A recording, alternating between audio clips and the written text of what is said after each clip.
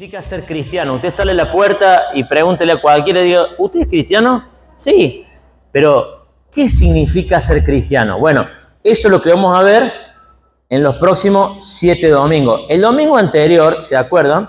Vimos que Dios es un Dios que se ha dado a conocer y nos ha dado 2 libros.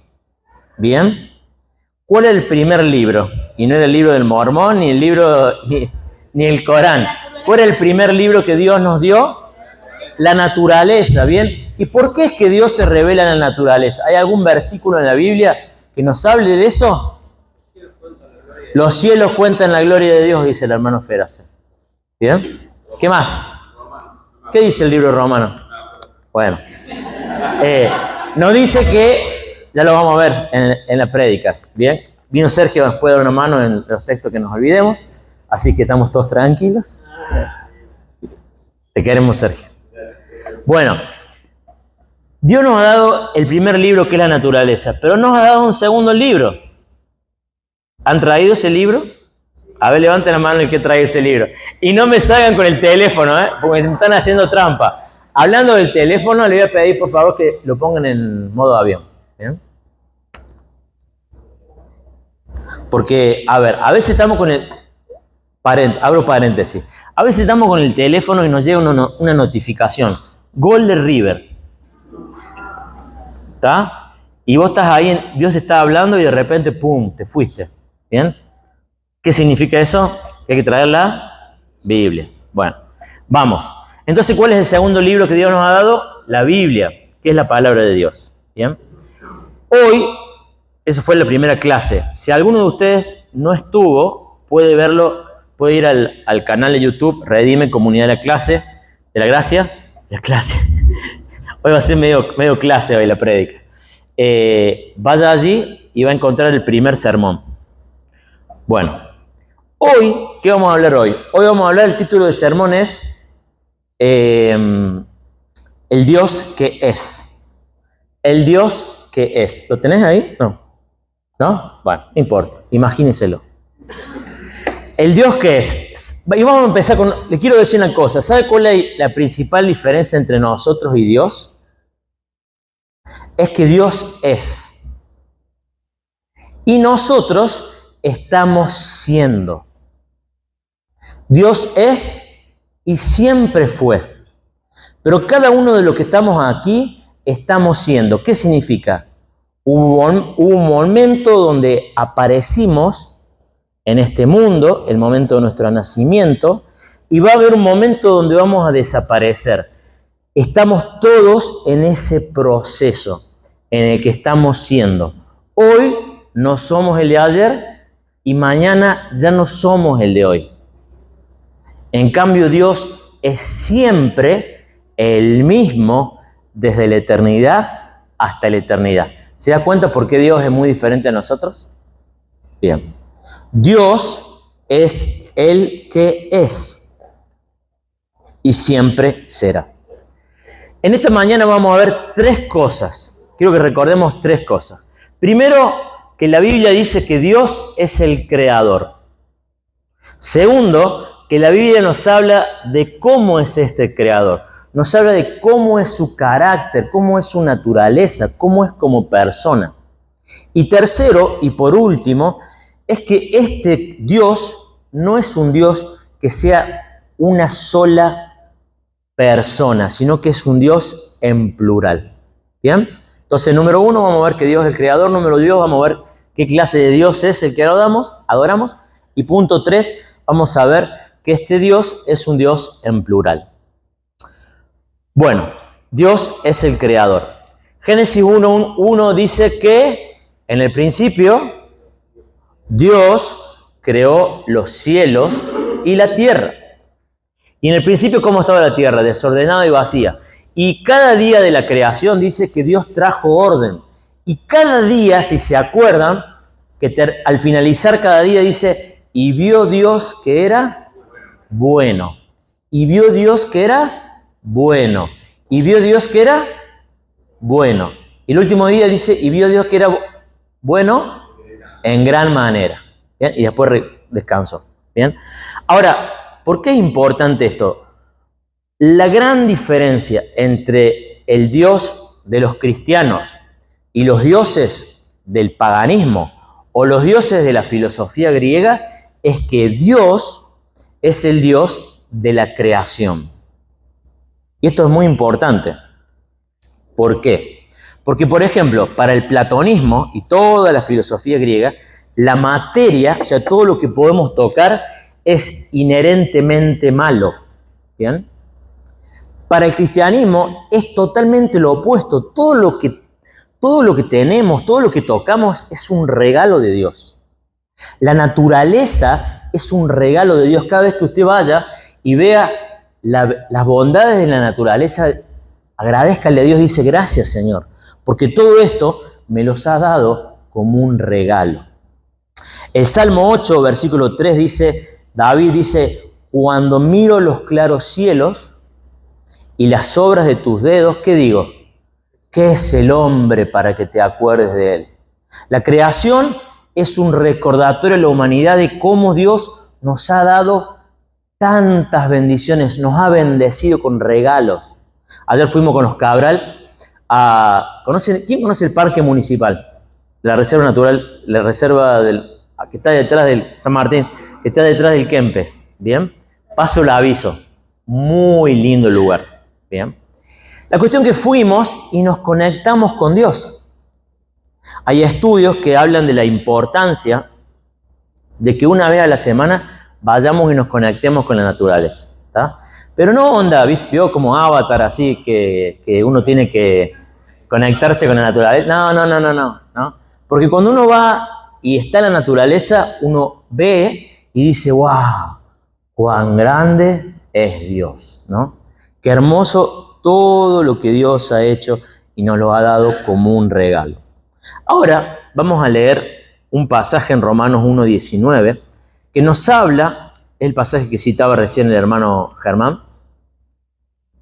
Romanos 1:19 nos habla de cómo es que la creación nos habla de Dios. Romanos 1:19 dice, me explico, lo que se puede conocer acerca de Dios es evidente para ellos, pues Él mismo se lo ha revelado, porque desde la creación del mundo, las cualidades invisibles de Dios, es decir, su eterno poder y su naturaleza divina, se perciben claramente a través de lo que Él creó, de modo que nadie tiene excusa. ¿Qué nos dice aquí? Primero que hay un Dios que es invisible, pero que sus atributos, es decir, su carácter, cómo es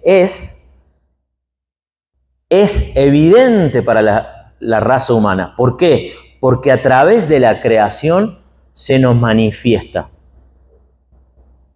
Déjeme darle un ejemplo. Si usted ve una obra de arte, ya sea Da Vinci o Van Gogh o el que sea, usted a partir de eso, usted puede inducir y decir, qué capacidad que tiene este artista, ¿no? ¿Es así o no es así? Bueno, de la misma manera, cuando uno ve la creación, puede inducir que detrás de eso hay un creador. Que como decía Martín recién, Martín cuando estaba orando, me estaba espoleando el sermón, hermano. Casi me enojo, pero digo, no, el Señor me lo está mandando, me está ayudando. Empezaste a decir, Señor, tú eres omnisciente, eres inteligente, ¿te acordás? Bueno, todas esas conclusiones no se te ocurrieron a vos. Es algo que la Biblia dice y es algo que la creación nos habla acerca de Dios. Que cuando vamos y vemos, no sé, las cataratas del Niágara, no, la catarata de Iguazú, a Carlos Paz, no hace falta irse muy lejos, ponemos el parque de San Martín, acá nomás. Qué inteligente es Dios, cuán grande es Dios, ¿no? Ahora, todo esto nos habla acerca de quién es Dios, de que Dios es aquel que es creador, que es todopoderoso y todo inteligente. Ahora, ¿cómo es este Dios? Háblame un poquito más, vamos a ver qué la Biblia nos dice acerca, dame un poquito más de info. Quiero saber cómo es este Dios, cómo me puedo relacionar, cómo es para conmigo, más allá de un ser que nos creó. Bueno, hay un pasaje que nos habla de cómo es su carácter. Le invito a leerlo. Vamos al libro de Éxodo, capítulo 34. Éxodo, capítulo 34, versículos 6 y 7. Éxodo 34, versículos 6 y 7. Cuando lo encontró, paremos ahí. Bueno, quiero decirle, este pasaje es probablemente el pasaje más importante de todo el Antiguo Testamento. Cada vez que uno predica, siempre el versículo que predica es el más importante, ¿no? Casi, bueno, somos exagerados a veces los seres humanos, pero este pasaje, hágame caso, probablemente no es lo más importante. ¿Por qué no es lo más importante? Porque en este pasaje sucede un fenómeno que se llama intertextualidad. ¿Qué significa? Este mismo pasaje lo podemos encontrar en otros pasajes. Este pasaje lo encuentra, por ejemplo, en el libro de Nehemías, en el libro de Salmos y en el libro de Números. 6 veces más. A ver, hombres, cuando tu mujer te dice las veces 6 cosas, ¿es porque es algo importante o no importante, Diego? Muy importante, ¿bien? Cuando Dios en la Biblia dice 6 veces lo mismo, es porque es importante. ¿Estamos todos atentos? Bueno, dice así el pasaje, dice, el Señor Dios clemente y compasivo, lento para la ira y grande en amor y fidelidad, que mantiene su amor hasta 1000 generaciones después y que perdona la iniquidad, la rebelión y el pecado, pero que no deja sin castigo al culpable, sino que castiga la maldad de los padres en los hijos y en los nietos hasta la 3ª y la 4ª generación. Bueno, acá, antes de explicar este versículo, quiero decir algo acerca del contexto. ¿Qué es el contexto? Es lo que viene antes y lo que viene después. Lo que viene antes es una historia muy interesante donde Moisés, no sé qué le pasó, pero se había obsesionado con querer ver a Dios.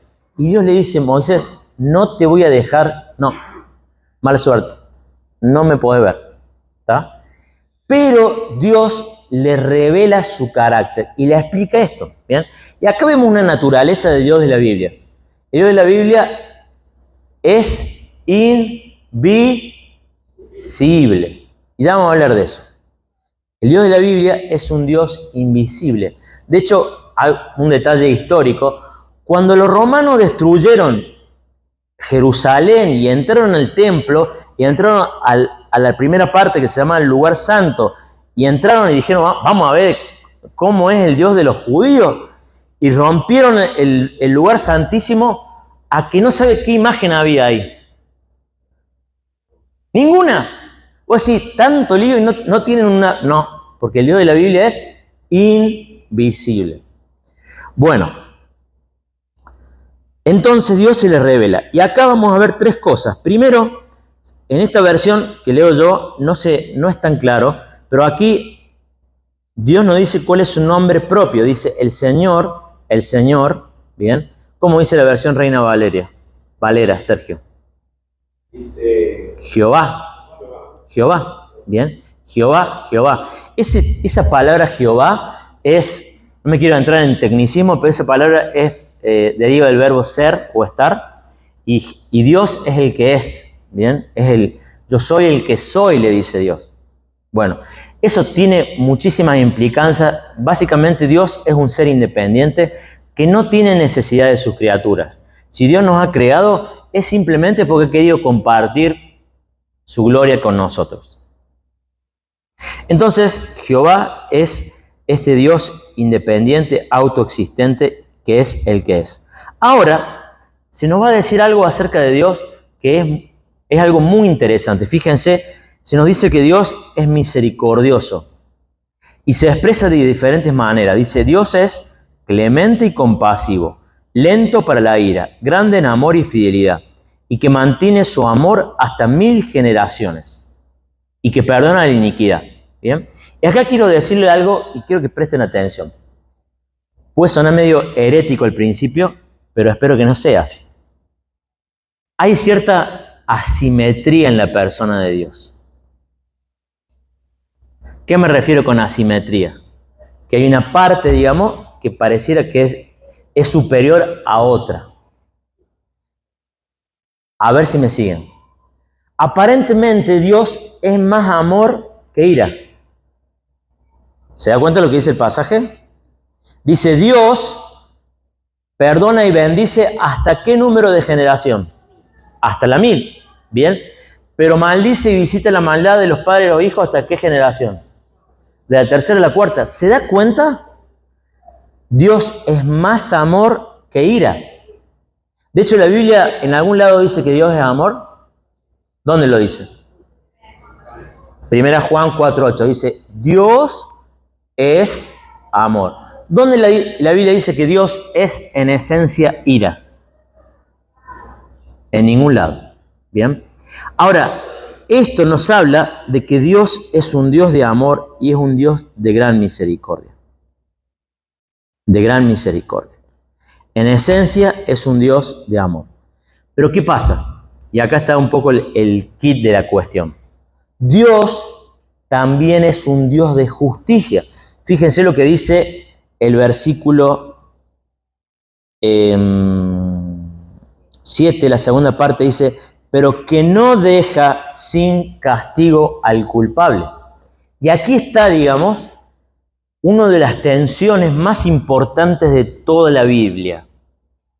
La Biblia nos muestra que sí, que Dios es amor, misericordioso, compasivo. Es un Dios que es amor, pero que es un Dios que es justo, que no puede absolver al culpable. Y acá es donde a todos nos empieza a hacer ruido.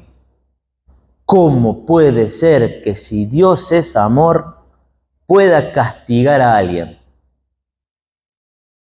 ¿Soy yo el único que esas cosas me hacen ruido? ¿Soy el único con un corazón viejo?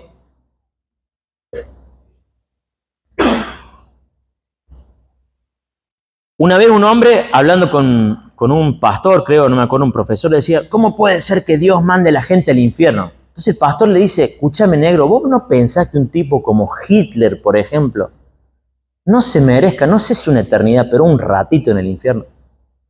¿Quién está de acuerdo que por lo menos un ratito se merece? Levante la mano. ¿Está? A ver. Vamos a poner un ejemplo de otra nacionalidad para que el no se enoje. O un tipo como Stalin, ¿me entendés? Tipo que por culpa de ello 100 millones de personas murieron en el siglo XX. O sea, una locura. Por lo menos un rato en el infierno se merecen. Bueno, la pregunta que tengo para decirle a todos es, si nosotros que somos pecadores tenemos un estándar de lo que está bien y lo que está mal, y sabemos que hay personas que deben ser castigadas y que no deben ser absueltas, ¿cuánto más un Dios que es santo tiene estándares mucho más altos y tiene no solamente la responsabilidad, sino todas las prerrogativas para juzgar? ¿Se da cuenta? Si nosotros que somos pecadores nos damos cuenta y decimos, no, este se merece un castigo, ¿cuánto más Dios que es santo y que conoce todo de cada uno de nosotros? Él no va a hacer justicia y debe hacerla. Ahora, ¿cuál es el asunto? Y acá esta tensión de la Biblia encuentra su clímax, digamos, su resolución en la parte más importante de la Biblia. ¿Cuál es la parte más importante? ¿Cuál es el personaje más importante de la Biblia? Jesús, ¿bien? Es Jesús, ¿bien? En la cruz, hace 2000 años, la tensión entre el amor de Dios y la justicia de Dios se resolvió. ¿Por qué? Porque Dios nos amó de tal manera que nos puede perdonar, pero hay alguien que era inocente que tuvo que morir en nuestro lugar. ¿Quién fue ese? Jesús. Entonces, Dios es un Dios que es amor, pero que también es justo. Que también es justo. Tercer punto y último, vamos a ver que Dios es un Dios que es trino. ¿Tá? Y esto es un misterio. A ver, podemos estar hablando hasta el fin de nuestros días, pero es algo que no lo vamos a entender, ¿bien? Pero vamos a tratar de por lo menos darle un vistazo a lo que la Biblia enseña. Y la Biblia enseña que Dios es uno en esencia y tres en personas. Acompáñenme al libro de Juan, capítulo 1, versículo 14. Y acá, este ya es el último versículo. Mejor dicho, el penúltimo, porque vamos a ver 1.14 y 1.18.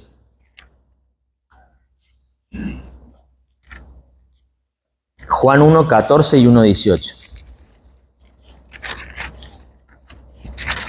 Dice así: y el verbo, o sea, este verbo, digamos, el logos, Jesús dice, y el verbo se hizo hombre y habitó entre nosotros, y hemos contemplado su gloria, la gloria que corresponde al Hijo unigénito del Padre, lleno de gracia y de verdad. Aquí se nos dice que Jesús se hizo hombre y habitó entre nosotros. Esa palabra habitó es muy interesante porque literalmente, y Dios puso su carpa entre nosotros. O sea, Dios vino a vivir con nosotros. Entonces, cuando hablamos de Jesús, Jesús es el rostro del Padre. Dios en toda la Biblia se nos revela, pero Jesucristo es la revelación última y final. Como dice el libro de Hebreos, capítulo 1, versículo 2 y 3, dice, Él es la imagen misma de la sustancia, ¿no? Él es el que nos muestra a Dios. Ahora el versículo 18 de Juan dice lo siguiente, dice, a Dios nadie lo ha visto nunca. Y acá quiero hablar algo con respecto a la invisibilidad de Dios. A Dios nadie le vio jamás. Ahora, ¿usted sabe que el hecho de que Dios sea un ser invisible es una bendición, es una ventaja para cada uno de nosotros? ¿Se lo había puesto a pensar? Déjeme darle un ejemplo. Imagínense que cada uno de nosotros estamos rociados de nafta. Por eso que no hay nafta en Córdoba. Estamos rociados de nafta. Y aparece Dios, que es fuego consumidor. ¿Qué pasa con nosotros? Nos calcinamos, ¿está? Bueno, eso, que es una situación hipotética, es lo que sucede entre nosotros y Dios. Hay una incompatibilidad ética entre nosotros y Dios. Dios es un ser santo, nosotros somos pecadores. Si usted recuerda en todo el Antiguo Testamento, cada vez que Dios se aproxima a una persona, todas las personas manifiestan haber tenido una sensación como de haber estado cerca de la muerte. De la muerte. Fíjense en el libro de Daniel y en el libro de Juan. Los dos dicen, caí como muerto. ¿Bien? Entonces, que Dios sea un ser invisible, ¿sabe qué? Primero que es una cuestión lógica, porque hablábamos, Dios es un ser que está fuera del tiempo y el espacio, no tiene materia. Nosotros somos seres que estamos dentro de la línea del tiempo. Ahora, Dios se introdujo en el tiempo y el espacio y nos visitó en la persona de Jesús. Ahora, Jesús es el rostro del Dios escondido. Hay muchas historias donde Jesús nos habla y nos muestra quién es Dios. A ver, una de las historias que por lo menos para mí es favorita es la historia del hijo pródigo. ¿Y qué nos muestra Jesús acerca de Dios? Que Dios es como un padre misericordioso, que aunque su hijo se haya ido, todos los días sale para esperar su venida. Y cuando el hijo viene, ¿qué hace el padre? Va, corre, lo abraza y lo recibe, ¿no? Ese es Dios. Ahora, también hay otras historias, como por ejemplo, Jesús nos cuenta que Dios es como un rey misericordioso y bondadoso que invita a todo el mundo a su fiesta. ¿Se acuerdan de esa historia? La historia del gran banquete. Dios es tan bueno que invita a todo el mundo a su fiesta. Pero ¿qué pasa? Empieza a ver y hay personas que no llegan vestidas adecuadamente a la fiesta. ¿Y qué pasó con todo eso? Quedaron afuera de la fiesta. Entonces Jesús nos cuenta acerca de Dios y nos cuenta sí que es un padre amoroso, pero que también es un rey justo. O como por ejemplo en otra parábola, ¿se acuerda de la parábola de los dos deudores? Ese deudor que fue perdonado, pero que a su vez no perdonó al otro, ¿qué hizo el rey? Le quitó el perdón, lo mandó de vuelta a ser preso de vuelta. ¿Bien? No sé si me siguen.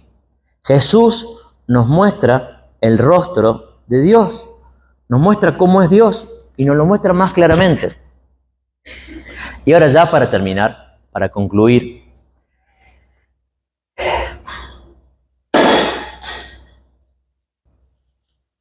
todos nosotros, cada uno de los que estamos aquí, somos culpables de habernos creado un Dios a nuestra imagen y semejanza.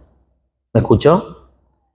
Todos los que estamos aquí somos culpables de habernos creado un Dios a nuestra imagen y semejanza. Un Dios que se adecue a mis circunstancias. Le voy a dar un ejemplo. Había un hombre que se había enamorado de otra mujer y que le va y le dice al pastor, ¿sabe qué? Me quiero divorciar. La cuestión es que se termina divorciando. Pero este hombre había prometido que en algún momento en el futuro se iba a arrepentir. La cuestión es, es muy sencilla. ¿Cómo terminó? Jamás se arrepintió. Y cuando después el pastor le dijo, che, volvió a la iglesia está llena de hipócritas la iglesia. Son todos unos hipócritas en la iglesia. Pero por supuesto que conviene que Dios se adapte a mis circunstancias. Porque el Dios real es un Dios que nos desafía. Nos desafía a ser mejores hijos, nos desafía a ser mejores padres, a ser mejores maridos. Nos desafía a perdonar. Nos desafía a luchar por nuestros matrimonios. Nos desafía a que enfrentemos al pecado. ¿Ustedes no luchan con el pecado?